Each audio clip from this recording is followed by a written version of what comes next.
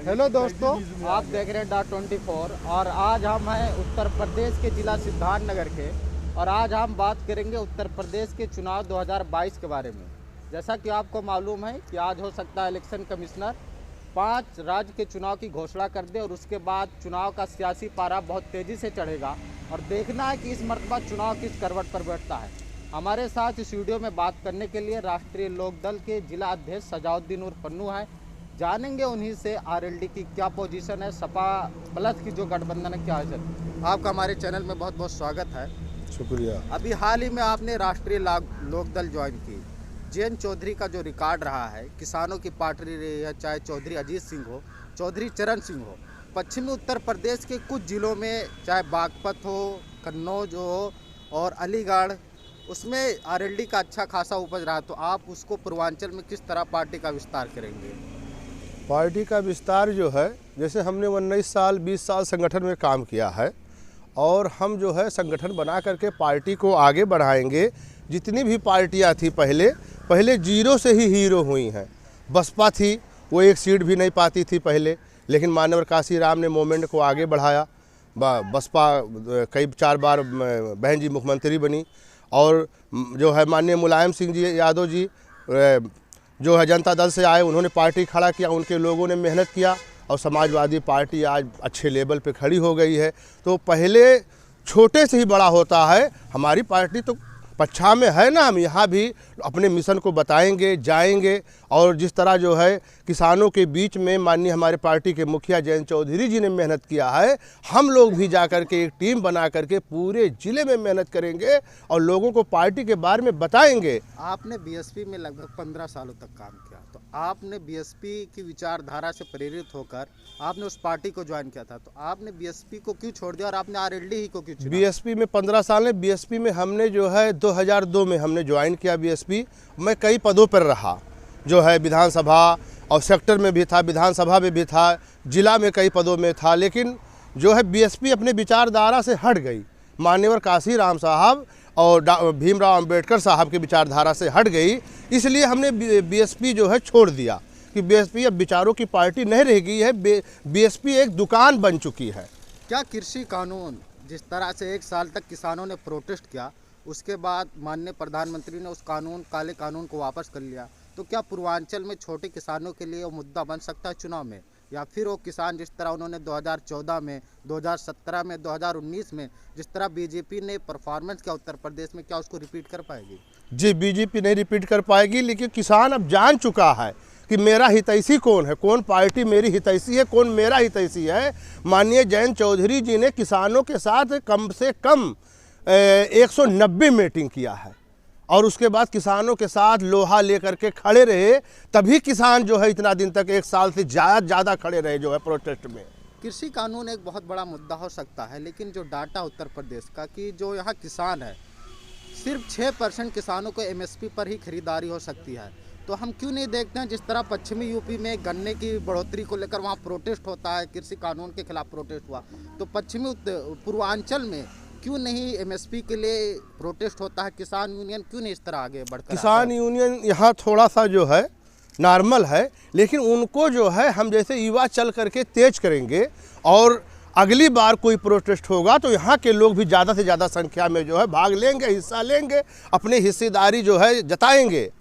जो है उत्तर प्रदेश में एक बहुत बड़ा मुद्दा है मुसलमानों का, और जो 21% जहाँ पर जो मुस्लिम है और लगभग 8-10% यादव है। जो समाजवादी कहा जाता है MY समीकरण, यानी मुस्लिम और यादव। हालांकि अखिलेश यादव कहते हैं कि यूथ और ओमेन को हम इस तरह आएंगे। तो क्या आपको लगता है कि जो मुसलमानों का वोट है, क्या एक तरफ जाएगा सपा की तरफ, या यहाँ की जो पार्टी है अवेशी की पार्टी है उसमें सेधमारी का काम कर सकते? पहली बात मैं ये बता दूं, जैसे माननीय जयंत चौधरी और अखिलेश यादव जी का जो है और कई पार्टियों का जो है गठबंधन है। एक सोशल इंजीनियरिंग किया, राजभर की जी पार्टी को लिया जो है। किया हाँ, जो मैं बता दूं अपनी बात को, तो सिर्फ जो है मुसलमान यादव को वोट नहीं मिलेगा समाजवादी पार्टी के और माननीय जयंत चौधरी के, सर्व समाज को वोट मिलेगा। और पूरे समाज के लोग वोट देंगे, चाहे वो मुसलमान हो, ब्राह्मण हो, ठाकुर हो, दलित हो, यादव हो, कोरी हो, जो भी सर्व समाज सर्व जात के लोग वोट देंगे और समाजवादी की सरकार बनेगी। और मैं अवैसी के बारे में बता दूं कि अवैसी एक सिक्के के दो पहलू हैं, एक तरफ भाजपा, दूसरे तरफ अवैसी। वो भाजपा का प्रचार वो भी करते हैं, लेकिन दूसरे तरीके से प्रचार करते हैं। एक तरफ ये मान लीजिए कि अवैसी साहब भाजपा के बिल्कुल बढ़िया वर्कर हैं, और इसलिए देखिए सारे लोगों के ऊपर कुछ बोलने पे मुकदमा हुआ, जो कोई ऐसी बात असंवेदनशील बात बोलता है मुकदमा, लेकिन अवैसी साहब के ऊपर कभी मुकदमा हुआ? मुसलमानों के जो इशूज है खासकर पार्लियामेंट में, अवैसी ने जिस मुद्दे को उठाया है जिस तेजी से, सेकुलर पार्टियों ने मुसलमानों का मुद्दा नहीं उठाया, ये एक हकीकत है। आखिर मुसलमानों के जो वोट है खासकर युवा में, आखिर अवैसी का जो इनकरेज हो रहा है, तो यह सेकुलर पार्टियों की नाकामी नहीं की जाएगी? नहीं, बिल्कुल नाकामी नहीं कही जाएगी। जब अवैसी साहब सारे लोगों को एक साथ लेकर के चलते, क्योंकि हम लोग यहाँ अल्पसंख्यक हैं और बहुसंख्यक को जो है वो बहुसंख्यक को साथ में लेकर के चलते, और उचले स्तर पर बहुसंख्यक का कोई आदमी होता और उसके बाद वो होते तो पार्टी उनकी चलती। लेकिन मैंने पहले बता दिया कि वो जो है एक अच्छे वर्कर हैं बीजेपी के। मुसलमानों ने अभी तक आज़ादी के बाद अभी तक अपना कोई नेता मुस्लिम नहीं चुना, हालांकि उन्होंने कांग्रेस का साथ दिया, बाबरी का जब विध्वंस हुआ उसके बाद वो समाजवादी के साथ गए, बीएसपी के साथ गए। आखिर क्या वजह है कि जो अवैसी की जो पॉपुलरिटी है मुसलमानों के अंदर धीरे धीरे बढ़ती जा रही है? जैसे ऐसा है, कट्टरपंथ दोनों समुदाय में होता है, चाहे वो हिंदू हो चाहे मुसलमान हो, कट्टरपंथ दोनों समुदाय में है। दोनों समुदाय के लोग कुछ ना कुछ कट्टर होते हैं, और मतलब वो अपनी बात कहेंगे, कहते रहेंगे, लेकिन जो सामाजिक लोग हैं वो ऐसी बात नहीं करेंगे। और रही झगड़े की बात की रही कि मतलब फला जगह झगड़ा हुआ, झगड़ा अगर पूरे हिंदुस्तान को कलमा पढ़ा दिया जाए तो भी झगड़ा नहीं खत्म होगा, और पूरे हिंदुस्तान को सनातन धर्म बना दिया जाए तो भी झगड़ा नहीं खत्म होगा। तब ऊंच नीच का झगड़ा होगा, छोटे बड़े का झगड़ा होगा। 2014 से पहले बीजेपी का जो कोर वोटर जो कहा जाता था, अपर कास्ट यानी ब्राह्मण और ठाकुर कहा जाता था। बीजेपी की जो मेन स्ट्रांग थी वो बड़े इलाकों में थी, अर्बन एरियाज में थी, गाँव देहात में बीजेपी काफ़ी कमज़ोर होती थी।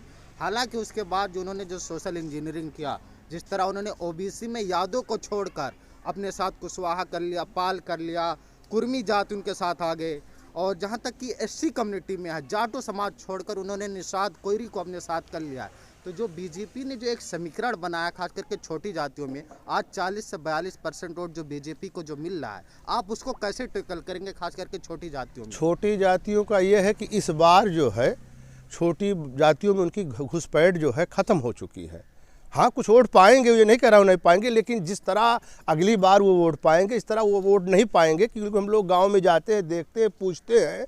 इस बार ऐसा नहीं है, इस बार समीकरण कुछ दूसरा होगा। क्या किसान सम्मान निधि जो योजना है, जो हर लाभार्थी को मिल रहा है, छोटे मोटे किसानों को, और फ्री राशन की जो योजना है, बीजेपी के लिए ये लाभदायक हो सकता है? बिल्कुल नहीं लाभदायक हो सकता, इसलिए कि बीजेपी लोगों को भिखारी बना रही है। 2 किलो चावल दे के आपके दरवाजे पे कोई जाता किसान के तो 2 किलो चावल तो वैसे दे देता है। वो बीजेपी भिखारी बना रही है लोगों को। बीजेपी को चाहिए कि नौकरी दे, भीख ना दे, ये भीख है, नौकरी दे। हम जहाँ से बात कर रहे हैं सिद्धार्थनगर जिला जी, और सिद्धार्थनगर एक पिछड़ा जिला आता है डिप्राइव्ड डिस्ट्रिक्ट में।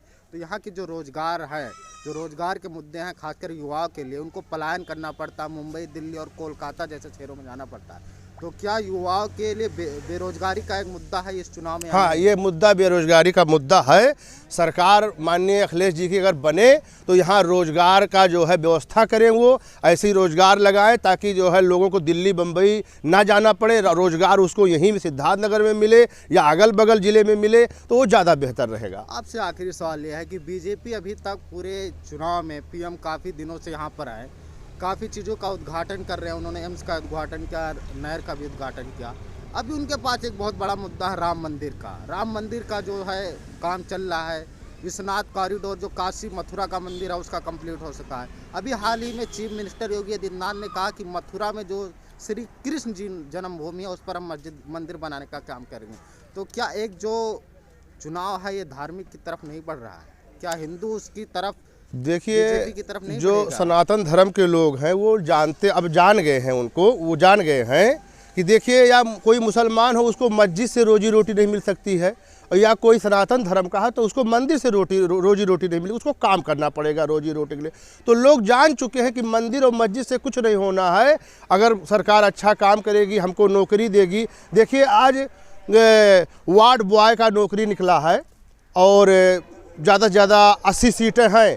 3-3.5 लाख लोग जो है फॉर्म भरे हैं, और उसमें जो है इंजीनियर और बी फार्मा और डिप्लोमा इंजीनियर बीटेक वाले फार्म भरे हैं। बताइए, इतनी दुर्दशा है। जो पार्टियां बेरोजगारी को मुद्दा आखिर क्यों नहीं बनाती हैं? क्यों अखिलेश यादव अपनी सभाओं में जिन्ना की बात करते हैं? अखिलेश यादव जी रोजगारी को मुद्दा बना रहे हैं कि हम जब हमारी सरकार आएगी तो हम रोजगार लोगों को देंगे, और जिस तरह जो है छात्राओं का उत्साह बढ़ता था, लोगों को लैपटॉप टैबलेट दिया जाता था, उस तरह का काम फिर करेंगे अखिलेश जी।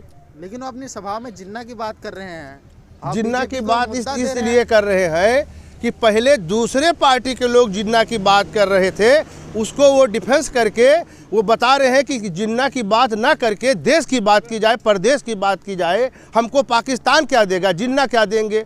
जिन्ना ने तो देश का बंटवारा कराया। बात कर रहे हैं, हाँ। ये एक अल्पसंख्यक गांव है, मुसलमानों के बहुत बड़े मुद्दे हैं। हाल ही में अखिलेश यादव ने ऐलान किया कि जो किसान शहीद हुए हैं प्रोटेस्ट में, उनकी हमारी सरकार आने के बाद उनको मुआवजा देंगे।